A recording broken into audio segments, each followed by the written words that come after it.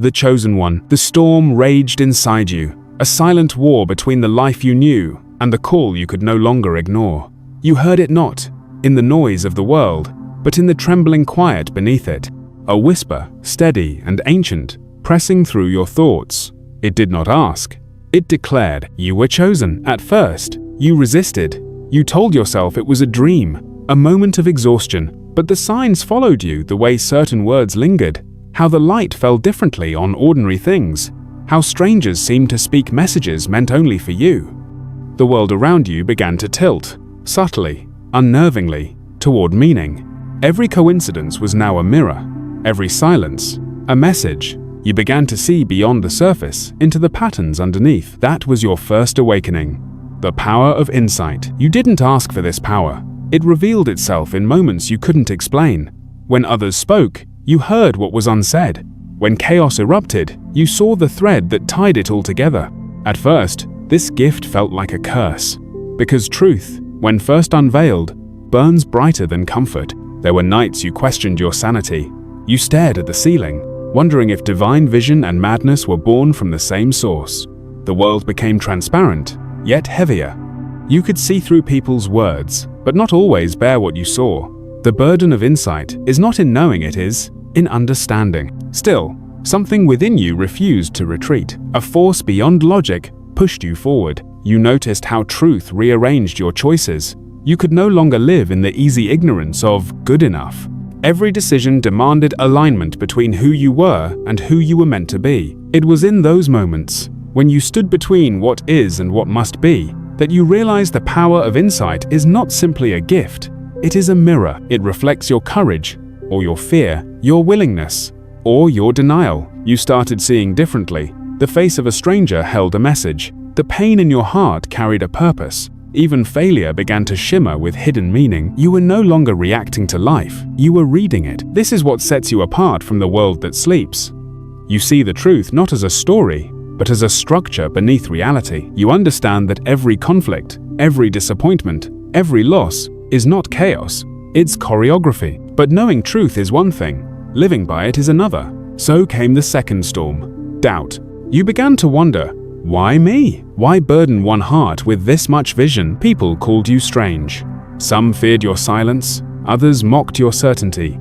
You felt the ache of isolation, the quiet suffering of the awakened soul.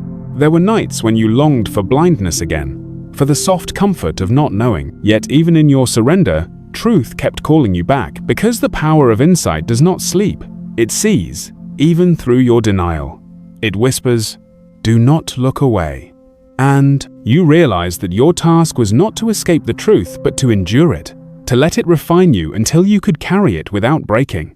This was your initiation. When you embraced it fully, the world shifted once more. Colors deepened, time slowed, meaning unfolded like light through stained glass. You began to sense divine design in every detail, the timing of loss, the arrival of love, the moments that seemed trivial but shaped everything that followed. Your insight became not just perception, but communion.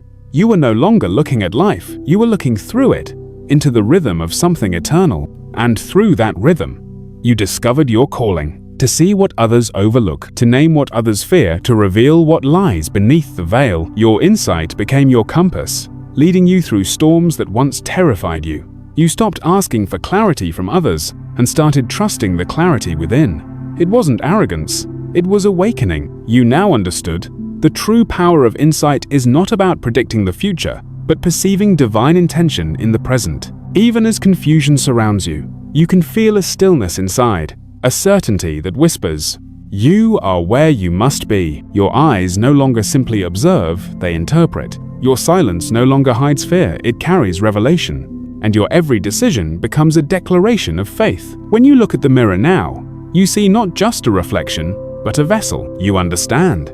You are not merely human, you are an instrument through which vision flows. This is why the storms never truly frightened you. They were teaching you how to see in the dark. Every heartbreak, every setback, every unanswered prayer, they were all lessons in perception, sharpening your inner sight. You are no longer afraid of uncertainty, because you've learned that uncertainty is the soil where truth grows. The chosen one is not the one who knows everything. The chosen one is the one who keeps seeing when others close their eyes. You have begun the path of divine sight. You are no longer who you were. You are becoming what you were meant to be. And this is only the beginning. If you feel this truth, hit like and subscribe. Write 333 inches the comments. It's a prophetic sign of your divine alignment. Your awakening has only begun. The second power awaits, the power of creation. The chosen one. The night was still, but your spirit trembled. You had seen too much to return to the comfort of ignorance, yet too little to understand the full design. The power of insight had awakened your vision, but vision without action became torment. You could see destiny's outline, but not yet its shape. And then, the whisper came again, this time, not as a voice in the distance, but as a pulse within you. Now, create. It was not a command, it was an invocation. You felt the divine spark flicker inside your chest, subtle yet undeniable. It was as if the universe leaned closer, waiting for your next move. The air around you grew heavy with possibility. Everything you had seen, every truth you had uncovered, it all demanded form. This was the second awakening, the power of creation. At first, it frightened you. You mistook your imagination for arrogance, your inspiration for rebellion. Who were you to bring something new into the world? Who were you to believe that your voice, your hands, your mind could alter the shape of reality? But the whisper persisted. You are not creating from yourself, you are creating through yourself. And that changed everything. You began to see that creation was not about control, it was about surrender. You were not meant to force destiny into being. You were meant to allow it to pass through you, to shape the invisible into the tangible. Your life became the canvas.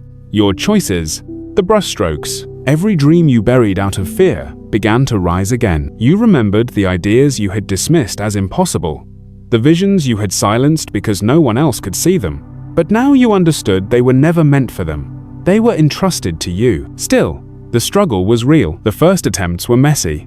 You tried to give life to your visions, but the world resisted.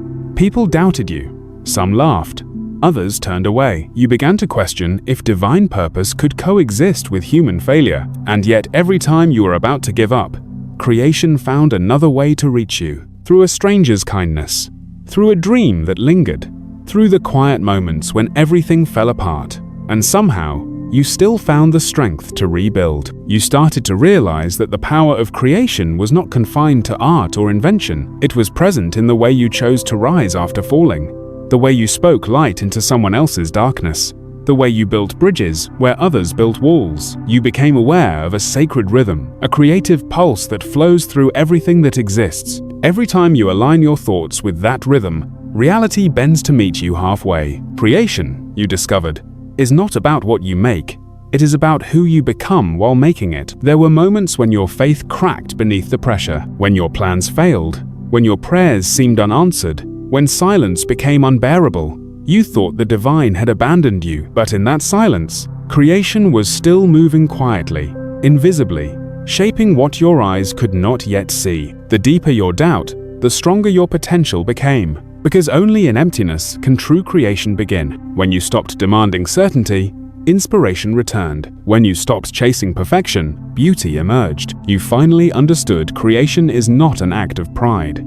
It is an act of faith. Through every attempt, you were learning to translate spirit into substance. Your ideas began to manifest, not overnight, not easily, but unmistakably. A project you had almost abandoned suddenly gained traction. A conversation opened doors you never knew existed. A single word you spoke to someone changed the course of their life. Each act of creation became a declaration of your alignment with divine purpose. You were no longer imitating the world, you were co-authoring it. And in doing so, you became a reflection of the very source that created you. But creation also demanded sacrifice. You began to lose people who could not see your vision. You learned that not everyone meant to witness your becoming. Some were only chapters, not the whole story. In their absence, pain became your teacher. You realized that creation often begins with destruction, the breaking of what was safe, to make room for what is sacred. You stood before the ruins of your old life, trembling, yet certain. The world expected you to collapse.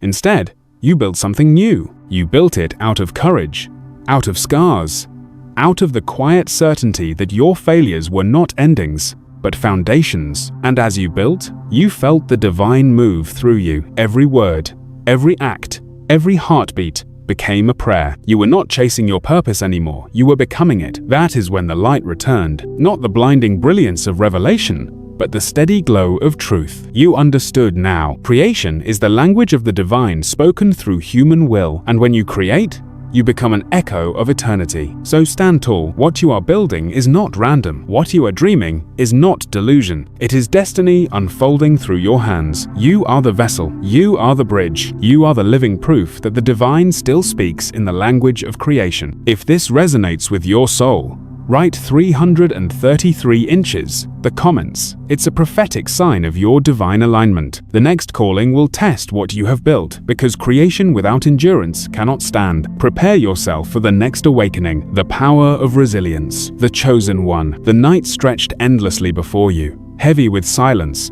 and the faint echo of promises unfulfilled. You had created with faith, but now the world demanded proof. The vision you carried so tenderly began to tremble under the weight of reality. The divine spark that once burned bright flickered in the storm of doubt. This was not the failure of your purpose, it was its purification. The moment you thought you were abandoned was the moment you were being tested, because every soul that has been chosen must pass through the desert of endurance before stepping into the garden of fulfillment. This was the third awakening, the power of resilience. At first, you fought it. You prayed for the storm to stop. You begged for clarity, for rescue, for signs that your struggle still meant something. But the heavens were silent. The people you trusted disappeared. The world, once so full of meaning, turned gray. You felt yourself unraveling, every loss cut deeper than the last. And yet, beneath that pain, something ancient was forming, something unbreakable. Resilience is not born from peace. It is forged in fire. You learned this the hard way. Every disappointment, every betrayal, every lonely night carved away another layer of illusion until only truth remained. You realized that faith without friction is fragile. To truly believe is to keep walking when the path vanishes beneath your feet. You stood before your own ruins, the dreams that failed, the friendships that dissolved, the prayers that seemed unanswered, and you asked, why must it hurt this much? And in that silence, something answered not in words, but in presence. A quiet assurance that whispered, because you are being remade. Resilience is not the refusal to break. It is the sacred art of mending yourself in the dark. So you began again, not with the same confidence, but with a deeper understanding. You realized that the strength you once admired in others was never born from success. It was born from survival. There were days when your hands trembled as you tried to rebuild. You questioned every step. You doubted your worth. You wondered if the divine had chosen the wrong person. But resilience is not the absence of fear. It is the decision to rise anyway. You rose from failure not as you were, but as something new, something raw, real, and holy. You began to notice small miracles again. The way the dawn always returned. The way your breath steadied when you spoke truth aloud. The way strangers appeared at the exact moment you were ready to give up. You realized that your pain was not a punishment. It was preparation. Every loss had sharpened your discernment. Every wound had deepened your empathy. You could now see suffering in others and know how to hold it without judgment. You were no longer seeking comfort, you were carrying light. This was the hidden purpose of resilience, to make you a sanctuary for others. Because when people looked into your eyes, they saw not perfection but proof that survival was possible. Your very presence became a kind of healing. Resilience turned your pain into a message, your scars into language.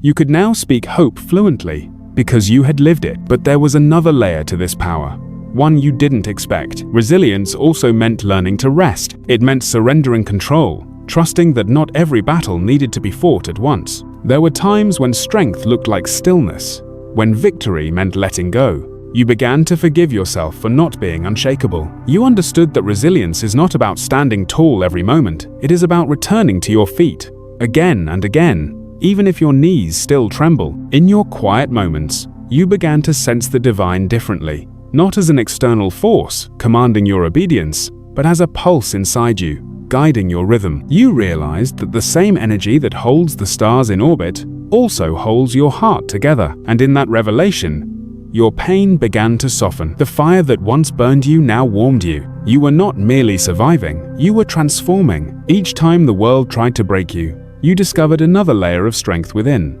Each storm that tore through your life left behind clarity instead of chaos. You no longer feared the darkness because you had learned how to see in it. You stopped asking, "Why is this happening to me?" and began to ask, "What is this shaping in me?" That is when your resilience became holy. It no longer came from defiance, but from faith. It no longer needed validation because it had become truth. You are not defined by what you lost, but by what you refused to let go of your purpose. Your integrity, your quiet devotion to something greater. You now carry your scars as symbols, not of suffering, but of sacred endurance. They are proof that you have touched despair and lived. Proof that divine strength is not something you summon, it's something that awakens when everything else fails. And so, when the next storm comes, and it will, you will not crumble. You will remember that you have already walked through fire and emerged whole. The chosen one does not fear the dark night. They understand that even darkness obeys the dawn. Your resilience is your covenant with destiny. It promises that no matter how many times you fall, you will rise stronger, wiser, clearer, and closer to the truth. If these words awaken something inside you, write 333 inches. The comments, it's a prophetic sign of your divine alignment, because the next calling is near. Resilience has rebuilt your foundation, but the world now waits for your voice. Prepare yourself for the next revelation, the power of influence, the chosen one. The dust of the storm had settled, but your spirit remained restless. You had endured the fire, rebuilt from ashes, and learned to stand again. Yet something deeper began to stir. A quiet awareness that your journey was no longer just about your own survival. The voice that once guided you inward now whispered outward. It said, "What you have become must now become a light." You hesitated. You had learned to fight, to heal, to rise, but to lead, to shape others' destinies, that was a different kind of fire. You knew how to walk through pain, but how could you carry others through theirs? And yet, destiny does not ask for readiness, it demands response. You began to notice how people looked at you differently. In your silence, they found calm. In your resilience, they found courage. You spoke, and the air shifted. Your words no longer belonged only to you. They carried something larger, something luminous. This was your next awakening, the power of influence. It did not arrive as a throne or a title. It came quietly, in the spaces between conversations. In the eyes of those who listened, influence is not declared, it is felt. It is the unseen gravity that moves hearts, not through command, but through conviction. At first, you resisted it. You did not want the weight of others' expectations. You feared becoming what you once despised, a leader who speaks, but does not live truth. But the divine does not grant power without purpose. It reminded you that influence is not about control, it is about resonance. Your life had become a vibration, and others began to tune to its frequency. Every time you chose integrity over convenience, someone watched. Every time you forgave when anger would have been easier, someone learned. Every time you rose instead of retreated, a silent soul somewhere gathered the courage to rise too. You were teaching without realizing it, leading without asking to, becoming the very example you once sought in others. But influence is not without conflict. The moment you stood for truth, the world tested your voice. Some questioned your motives, others twisted your message. You discovered that influence invites opposition. It exposes those who thrive in shadows. There were moments you wished to return to anonymity, to the safety of silence, but something inside you refused. You knew that the truth, once spoken, cannot be unsaid. Influence was not about being liked. It was about being authentic. You began to speak from a place beyond fear. You no longer sought approval, because you had found alignment. Your voice, once uncertain, now carried the weight of experience, the kind that only comes from having walked through fire and lived to tell the story. You understood that leadership was not about standing above others, it was about standing among them, as a mirror, a reminder, a flame. The power of influence revealed its deeper purpose: to awaken, not to persuade, not to impress, but to awaken. Your words became keys, your silence became scripture. People began to tell you that your presence changed them, though you had done nothing more than be. That is the essence of divine influence. It flows not from what you do, but from who you have become. And yet, as your light grew, so did the shadow it cast. You began to face envy, resistance, even betrayal. There were those who pretended to walk beside you, yet waited for your stumble. Others who misunderstood your purpose and called your light arrogance. But through it all, you learned a sacred truth. The brighter the flame, the more it reveals, even the darkness that tries to hide. So you stood your ground. You kept speaking truth. Even when your voice shook, you kept building bridges, even when others burned them, because you realized your influence was never about you. It was about what moved through you. Each act of kindness became a ripple, expanding far beyond your sight. Each courageous decision shifted the unseen fabric of destiny around you. You were no longer a participant in the world, you were a force shaping it. Your influence became a river. Some drank from it, some tried to dam it, but it kept flowing because it was never yours to begin with. And through this flow, you learned that true influence demands humility. It requires you to serve what you once sought to command, to teach not by speaking louder, but by living deeper. You began to measure your worth not by how many listened, but by how many awakened. You understood that even if your voice reaches only one soul, it was worth everything, because awakening one soul changes the whole field of consciousness. That realization humbled you. It silenced your pride and deepened your purpose. You were no longer striving to be seen, you were striving to see others. And in that shift, your influence became divine. You now understand why the storms had to break you so that light could escape the cracks. You understand why your failures mattered, so your empathy could become real. You are the proof that leadership is not born from perfection, but from presence. The chosen one does not lead from power, they lead from truth. You do not command the world to follow. You invite it to awaken, and that is your truest form of influence. Your journey now expands beyond personal destiny. It touches the collective. Each time you act in alignment, the world subtly changes. Each truth you embody alters the frequency of humanity itself. This is your role now, not to conquer, but to catalyze. And as you step into this power, remember, the ones who oppose you are often the ones most afraid of their own awakening. Love them. Forgive them. Your influence will reach them too, when they are ready. If this truth resonates with you, write 333 inches the comments. It's a prophetic sign of your divine alignment. But know this, to carry such power is to carry the wounds of others too. The next calling will not ask you to lead, it will ask you to heal. Prepare your heart for the fourth revelation, the power of healing, the chosen one. You woke before dawn, your spirit heavy but still alive. The quiet no longer frightened you. It spoke, it breathed, it called you into the place between endings and beginnings, the sacred threshold of restoration. You had influenced others, guided them through shadows, carried their trust. But now the divine whispered again, softer than breath, yet weightier than thunder. You cannot lead what you have not healed. You understood then that the next test would not come from the world around you, but from within. This was the fifth awakening, the power of healing. Healing was never meant to be beautiful at first. It began in the ruins where memories still burned, where old promises lay broken, where your heart ached for what could not be undone. You thought you had already healed by moving on, but healing is not moving on, it is moving through. At first, you resisted. You buried pain beneath purpose, telling yourself that strength meant silence.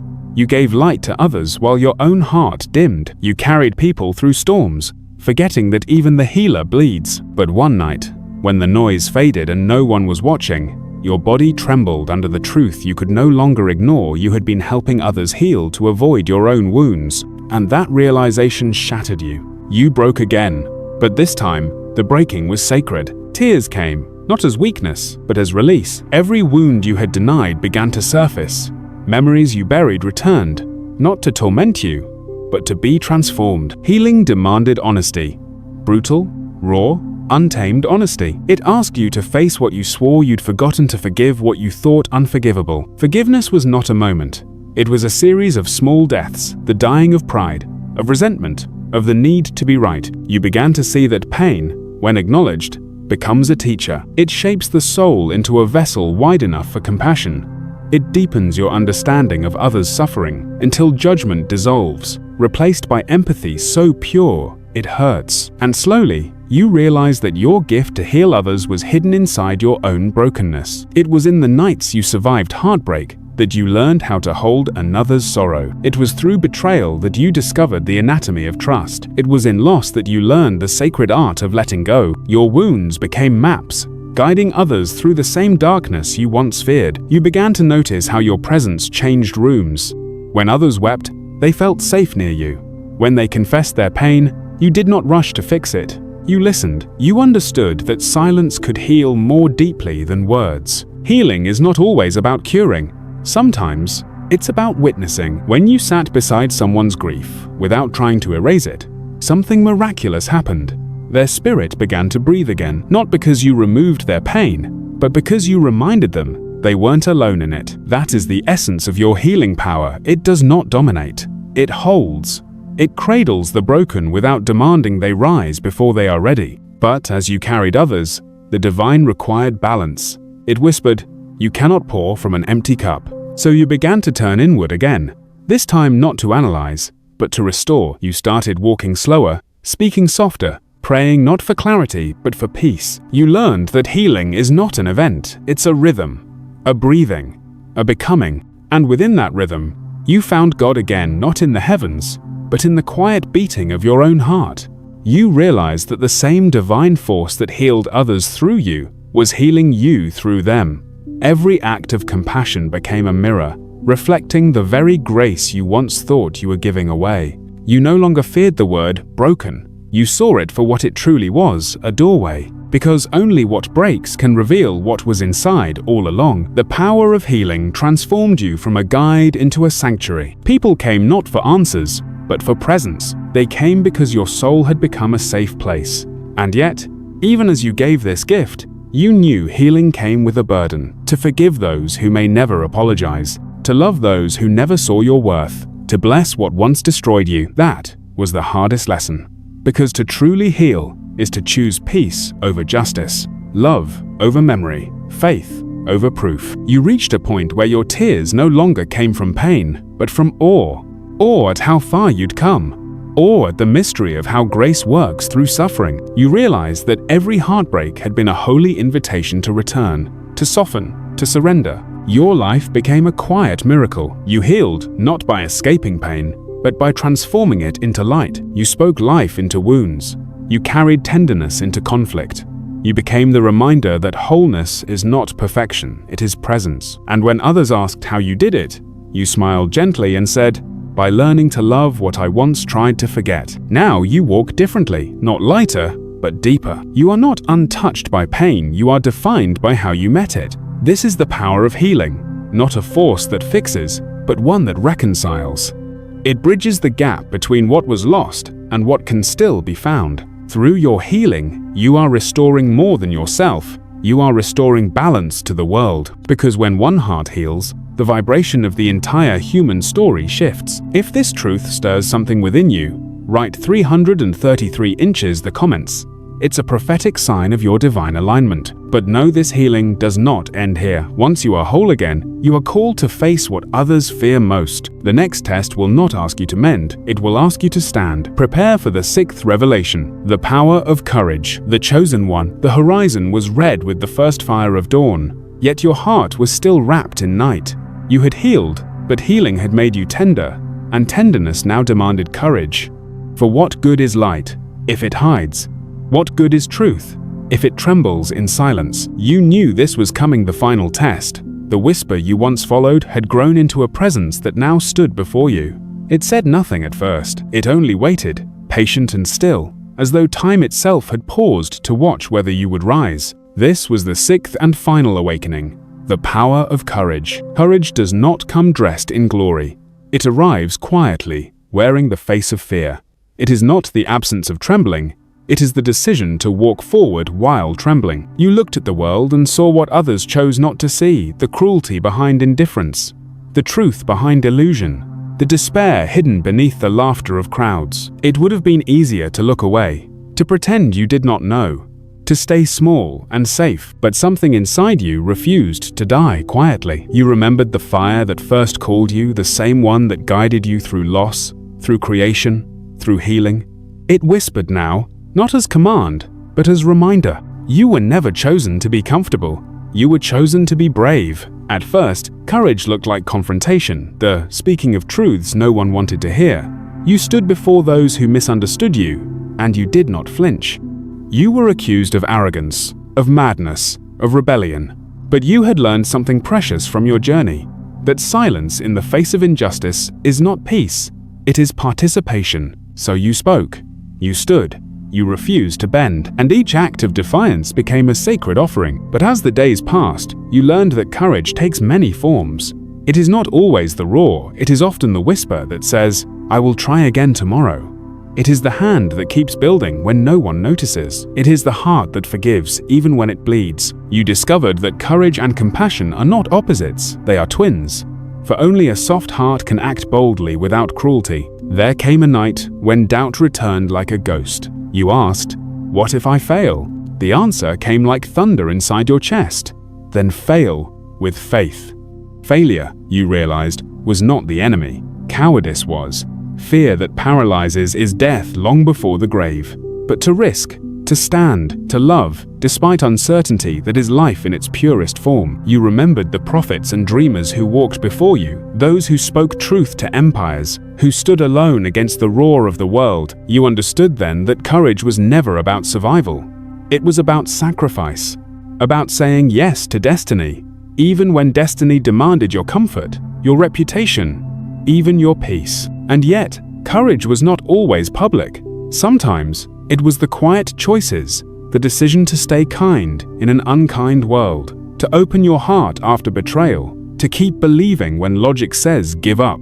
Every breath you took became a declaration. I am still here. I am still becoming. The divine watched in silence, not as judge, but as witness. Every act of courage reshaped your spirit into something vast, something luminous. You began to realize that courage is not only a gift, it is communion. Each time you defied fear, you came closer to God. There was a moment you will never forget it, when you stood before a choice that could not be undone. The easy path glittered with safety. The hard one pulsed with truth. Your hands shook. Your heart screamed for escape. But something sacred inside whispered, now. You took the step, and in that instant, the universe shifted. You did not know if you would win. You only knew that you would not hide. That is when you understood the secret. Courage does not guarantee victory, it guarantees transformation. And transformation was all the divine ever wanted for you. You began to see courage in everything. The flower that blooms through concrete, the child who forgives an absent parent, the old man who still believes the world can change. Courage is not rare, it is hidden, waiting for someone to name it sacred. You became that someone. You began to see your own fear not as an enemy, but as a threshold. Fear, after all, is proof of importance. It shows you where your soul still expands. So you no longer cursed your trembling. You thanked it, because trembling meant you were still alive, still growing, still walking the road few dare to travel. Each step forward became a prayer. Each challenge became initiation. Each act of faith, no matter how small, became part of something cosmic. A divine revolution born quietly through human hearts. You realized that courage was not the end of your journey. It was the beginning of your purpose. For all the powers insight, creation, resilience, influence, healing, had been preparing you for this one truth. That love without courage fades. That wisdom without courage stays silent. That purpose without courage dies unborn. Courage is the bridge that carries heaven into the human. It is the moment when vision becomes action, when faith becomes form. And in that realization, you felt peace for the first time. Not because the storm had ended, but because you had learned how to walk within it, unafraid. You stood at the edge of the world, the same one that once terrified you, and whispered, "Let it begin." The wind shifted, the light returned, and you knew you had finally become the warrior you were destined to be. The chosen one is not chosen because they are fearless. They are chosen because they act despite fear. So go, now, speak, create, heal, love. Your courage is the pulse of divinity moving through human form. And as you take your next step, remember, the world does not need more believers, it needs the brave. If this truth reaches the deepest part of you, write 333 inches the comments. It's a prophetic sign of your divine alignment. Your journey has completed its circle, but your calling has only just begun.